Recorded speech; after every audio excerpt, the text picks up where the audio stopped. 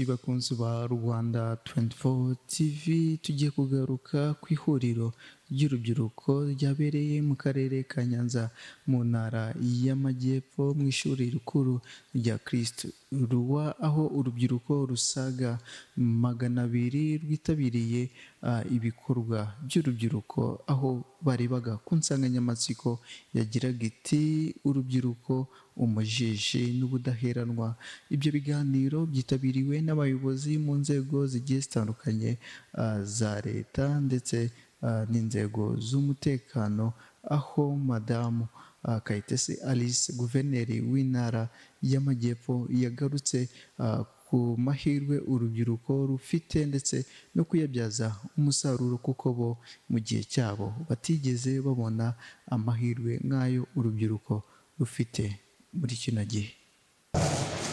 Ibi biganiro rero ni ingirakamaro cyane, ndabifuriza ko mwabikurikirana, ko aya mahirwe mwagize ntabwo ariko bose bayagize. Amahirwe yo gukundwa n'igihugu, gukurikiranwa nacyo, guhabwa umwanya wihariye, ntabwo ariko bimeze. Natwe nubwo tudakuze cyane, ariko nanjye mu myaka yanyu ntabwo ayo mahirwe nigeze nyagira yo kubona amahuriro nk'ayanyu, kubona abayobozi beza batwitaho. Ni byiza rero ko mubiha agaciro, mukirinda ibibarangaza byose, ntimube inkorabusa kandi mwaje. Ibi biganiro rero bigamije kwigisha urubyiruko amateka y'ukuri yaranze u Rwanda mu rugamba rwo kubohora igihugu by'umwihariko, nk'uko muri bigezweho mu biganiro muri buze guhererwamo hano. Bigamije kandi kongera kubibutsa mwe nk'urubyiruko uruhare rwanyu mu gukumira no kurwanya ingengabitekerezo ya Jenoside no gusigasira ubumwe n'ubudaheranwa bw'Abanyarwanda. Gukangurira urubyiruko gusigasira ibyagezweho ariko no guharanira kwigira. Insanganyamatsiko yanyu nabonye ivuga ngo urubyiruko mu mujishi w'ubudaheranwa, ariko ngira ngo mbasabe mwongeremo urubyiruko mu mujishi w'ubumwe n'ubudaheranwa, kuko nta magambo abiri adatandukana. Ntabwo mwareka guheranwa mutabanjirije n'ubumwe bwanyu.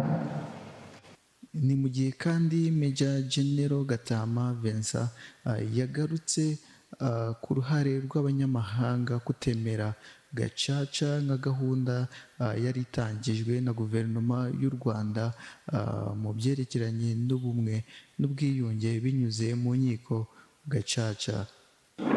Harimo kunga iki Abanyarwanda, reconciling Abanyarwanda. Turabigenza gute? Gacaca. And aricyo ntari ntababwiye neza, Repubulika ya Mbere ya Kabiri zakoreshejwe n'abazungu, habaye n'ubusitani y'imfubyi. Colonialism izamo, inyungu z'abazungu nyine zirakomeza. Ariko natwe tuvuga ngo reconciliation dukoreshe gacaca. Influence hajemo influence y'uko abanyamahanga ntabwo bemeraga gacaca, bakavuga yuko nyine gacaca ni informal justice, ntabwo ari classic justice. Classic justice ni ukuvuga ngo kuregwa mu rukiko ukaregwa ndemeye cyangwa ndanze ukajurira. You see that process hano habitse amategeko. Urumva icyo abazungu bashakaga ko dukora, ntabwo bashaka ko dukora gacaca, ahubwo bashaka ko tujya muri izi nkiko. Rwibanze ukajya mu rwo hagati, ukajya mu rwo hejuru, ukajya no mu rw'ikirenga. Twakabaye twararangije imanza. Muzi abantu babaye involved mu kwica miliyoni y'Abatutsi muri Jenoside, namwe murabazi. Afite amategeko kandi babyize mu mfashe please. Raise up your hand, I give you the mic, then you answer quickly, we go. These things are on record, are everywhere. Kandi muhora na smartphones. You can just surf it on your phone. So, abantu bakoreshejwe na leta, ushyizemo abateguye, abashyize mu bikorwa, n'abakoreshejweho Abanyarwanda, you are more than 2 million. 2 million plus.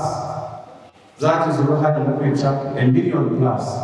Umuhuzabikorwa w'urubyiruko mu karere ka Nyanza Bwana Frank yagarutse ku cyatumye bagira igitekerezo cyo guhuriza hamwe urubyiruko ndetse n'icyo bifuzaga mu biganiro binyuranye byatangiwe mu ihuriro ry'urubyiruko aho ryitabiriwe n'abasaga 200 maze atugezaho icyatumye bategura ibiganiro nk'ibyo ngibyo.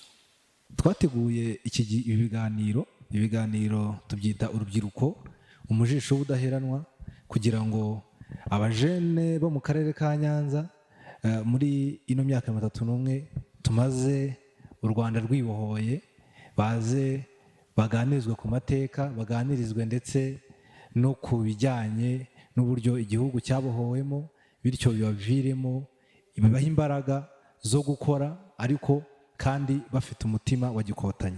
Muri ibi biganiro twateguyemo ko hagomba kubamo no guhemba abantu mu cyo twise Nyanza Business Youth Award.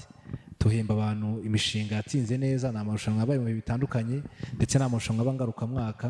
Duhemba mu byiciro bitandukanye, haba abakora ibijyanye n'ubuhinzi kuko akarere kacu kagizwe n'ubuhinzi cyane, ibijyanye n'ikoranabuhanga, ubukorikori n'ibindi bigiye bitandukanye, no kubankuraje kugira ngo binjire mu bijyanye no kwikorera. Rero ibiganiro by'uyu munsi nibyo byagomba kwibandaho, ariko kandi no kugarura abantu ku muco wo gukunda igihugu ndetse no gukora ibikorwa bifasha abanyagihugu. Hatumiyemo rero abayobozi b'urubyiruko mu nzego zitandukanye kuva ku rwego rw'umudugudu, urwego rw'akarere, ariko kandi n'abandi bajene bafite ibyo bakora. Hano haba ari abanyeshuri biga mu kaminuza dufite hano i Nyanza ndetse n'abafite ibyo bakora, no kuvuga abakora ubucuruzi, abacuruza mitiyu, abamotari, abanyonzi, baza nyine kugira ngo dufatanye tujye mu ngamba twubaka igihugu cyacu. Bamwe mu rubyiruko bitabiriye ihuriro ry'urubyiruko mu karere ka Nyanza bagarutse ku cyo bungukiye mu kuba bahuriye hamwe nk'urubyiruko maze bakaganirizwa ku bintu bigiye bitandukanye, aho bungukiyemo byinshi kandi bakaba biteguye guteza imbere igihugu cyabo cy'u Rwanda kandi bakarinda ibyagezweho. Ni gahunda igamije gukomeza kutubwira amateka, kudusobanurira neza amateka yaranze u Rwanda rwacu kugira ngo twe guheranwa n'ubudaheranwa cyangwa se n'amage mabi yaranze u Rwanda rwacu, ahubwo tuba imbarutso zo kuba natwe ubwacu dushobora gusigasira ibyo u Rwanda rumaze kugeraho, twigisha urubyiruko tuyoboye mu nzego zo hasi, haba ku rwego rw'umudugudu kugera ku rwego rw'igihugu, natwe tubasobanurire neza iby'amateka yaranze igihugu cyacu. Twe nk'urubyiruko ibiganiro twaherewe ahangaha biradufasha kwiteza imbere nk'urubyiruko, tugakura amaboko mu mifuka tugakora, tukihangira imirimo ndetse tugatera ikirenge mu cy'abatubanjirije, kuko abatubanjirije bakoze ibikorwa byiza by'ubutwari. Niyo mpamvu nkatwe nk'urubyiruko tugomba kubigiraho. Igihugu kitwitezemo nkatwe nk'urubyiruko dukurikije no ku biganiro twaherewe ahangaha, ni uko ari twe Rwanda rw'ejo, ari twebwe bayobozi b'ejo hazaza, ari twebwe tuzavamo ababyeyi b'ejo hazaza, meyazi no mu zindi nzego zitandukanye. Ni twebwe tugomba gukora cyane kugira ngo aba bayobozi banonaha mu bigaragara ejo cyangwa isaha n'isaha nitwe tuzabasimbura. Niyo mpamvu igihugu ari twe cyitezemo ubumenyi cyangwa ari twe batoranya twaza guhugurwa bitandukanye, izi nyigisho z'ubudaheranwa tukagera ahangaha kugira ngo ari twe tuzabasimbura mu bihe bizaza. Nkaba ndi umwe mu rubyiruko rwagiriwe amahirwe yo kwitabira ikiganiro cyari kiyobowe n'umukuru w'ingabo mu ntara y'Amajyepfo, gifite titire ivuga ngo urubyiruko muri mujishi ubudaheranwa.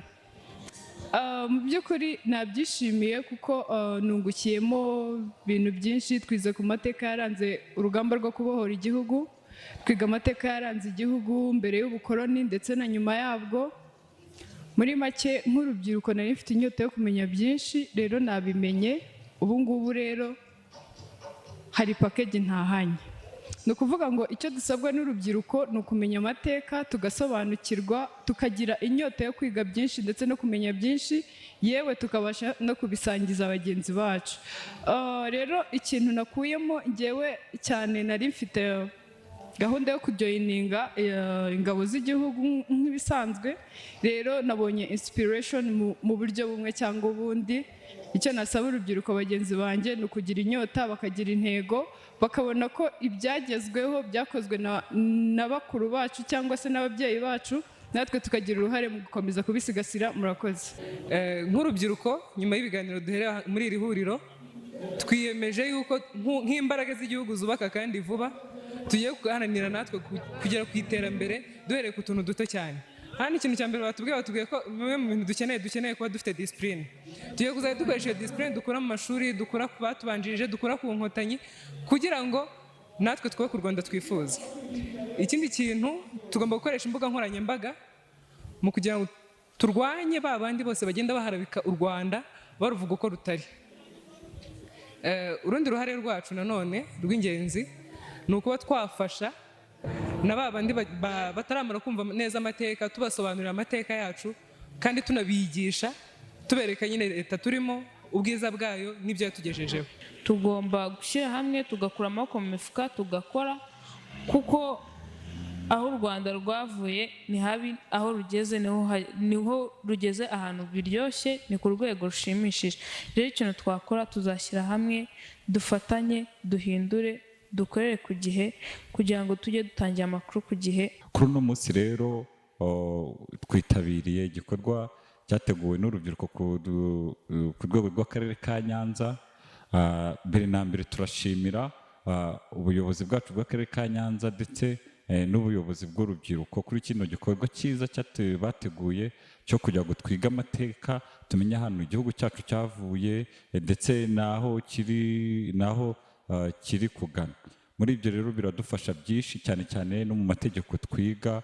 Hari amategeko mbere yakoreshwaga ariko ugasanga nta bumwe bw'abanyarwanda burimo, ariko twabigiranya n'ubu ngubu tugasanga aho dufite leta nziza, leta y'ubumwe, aho abaturage bose bafite uburenganzira bungana ndetse ku mategeko, ku mahirwe, aho abana bose bafite uburenganzira bwo kujya ku ishuri. Ariko mbere wasangaga mu gihe cya Repubulika ya mbere n'iya kabiri wasanga harimo mw'ivangura, ndetse ugasanga amategeko yaraho icyo gihe nta bumwe bw'abanyarwanda yaharaniraga. Ariko kuri uno munsi turashimira akarere ka Nyanza ndetse n'ubuyobozi bw'urubyiruko. Ugakomeza guhatana n'abandi, hari icyo nawe warushaho kugira ngo, ariko buri gikomeye ni uko buri muntu abasha muri bwa bushobozi buke afite yakuramo byinshi, kuko ntabwo uzayibonera rimwe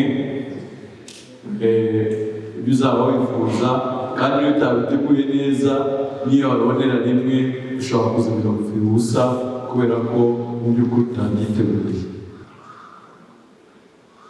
Ntangisha Imana rwose, kuko ibyo twakora byose tutagendeye mu byiza ntacyo byaba. Ntabwo twaba tuzirikana abandi batubwiye ko uyu munsi twicara, uyu munsi bamwe mwaravutse nyuma ya Jenoside, ko uyu munsi twari turiho nuko harimo abemeye guhara ubuzima bwabo, harimo abemeye kureka amashuri yabo bangana namwe, kugira ngo twese uko turi aha ngaha tube tugize gute, twishimira ubuzima turimo. Ntabwo rero byaba bibabaje yuko noneho ababikuriyemo bwa buzima bwiza, muri aya mateka meza nk'uko babidusobanuriye, ari twe twagira gute tutajya muri wa murongo mwiza wo gukomeza kubaka igihugu. Nta handi bazaturuka, nitwe turi aha ngaha, abazadukomokaho ni uruhererekane. Birasaba rero ko ya disipurine bose bajya batwigisha badusubiramo, nicyo cy'ingenzi. Buriya nta kindi, iyo disipurine ihari n'ibindi byose bibasha kugenda neza.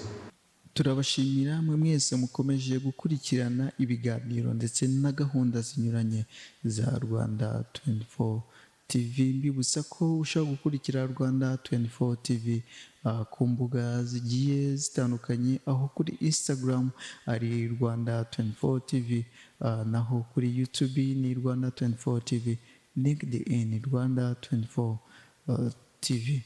Rwanda 24 TV, be the first to watch us.